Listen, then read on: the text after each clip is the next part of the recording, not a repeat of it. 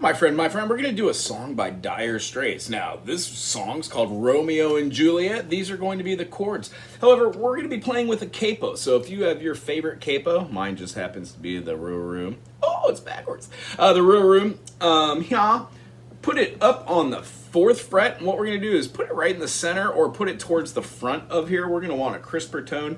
And remember, it does matter where you put your capo. If you put it at an angle, you're going to get different tones out there. So make sure it's perfectly perpendicular the way the guitar is laid out. Yay.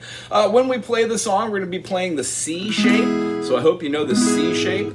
And then we're going to be playing the G shape. And then we're going to be playing like the top of an F major. You can fully play an A major. And we also have an A minor. Gee golly whiz. If we know just a little bit of theory, we would know that we're playing in the key of C major. Now, a close two family chords would be G major or F major. But apparently there's no B flat. We're not doing an F sharp. So we're in the key of C. When we start this out, there's going to be a little finger picking. Sounds very much Fleetwood Macy. And then the song kind of takes a Bob Dylan-y turn. Here's what we're going to have.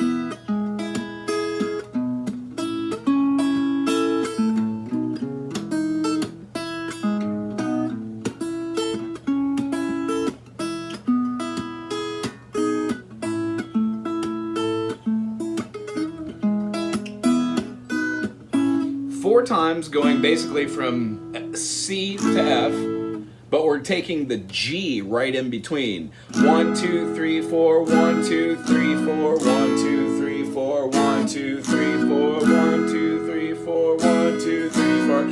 Has a real take a walk on the wild side kind of feeling. If you dig these videos and the way that I teach, please subscribe. Put something cool in the comment section. Request a song. Subscribe to be a member to get members only content. Yes. All right, so when we do this song, I'm gonna just fingerstyle pick this. I'm gonna be going back and forth between a couple different notes. If I was gonna call them out righteously, it would be like the whole chord and then a going back and forth between the notes that are inside of C major, C, E, and G. So I've got my C note here, I've got my C up top, I've got my E here, and then I'm plucking out my open G. And then I'm going to play a quick G and go to the A minor. That's the beautiful part about this song. A love-struck Romeo sings a serenade, laying everybody low with a love song that he made. G finds a street light, steps out in the shade, says something like, you and me, babe, how about it? So that's a little weird, isn't it? C major, G, A minor, G major, back to C, G major to A minor, hold an F, then a G, back to that F, quick to G, to the C, F, then to the G. How about it? Again. Well, Juliet says, hey, it's Romeo. You nearly gave me a heart attack.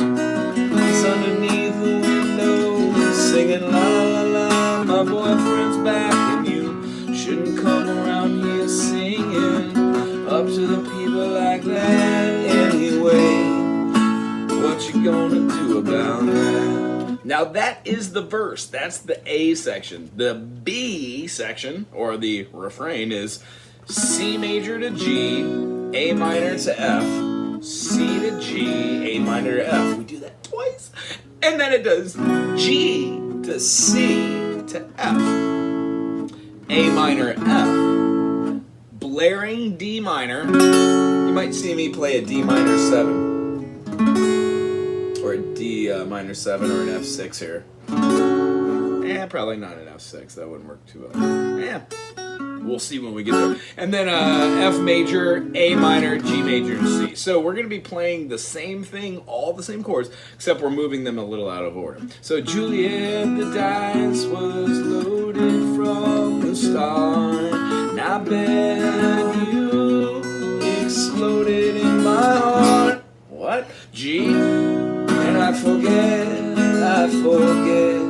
the movie song. When you realize it was just at the time it was wrong. Juliet, goes back to the intro, but it's going to be the bridge. Only does it twice this time. That makes sense. You don't want to take too long there. And we do another verse. The verse goes to another chorus. It does that same intro thing where it does it twice, not 4 times. Does the third verse, then the 4th verse. Does the intro again, the C major, G, F. But this time it does it 4 times. That's the magic of these kind of bands.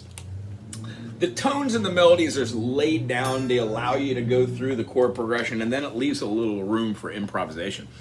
Gee golly whiz. I do hope that you've subscribed, you put something cool in the comment section, and you've become a member to be aware of all the member-related perks that are music-related.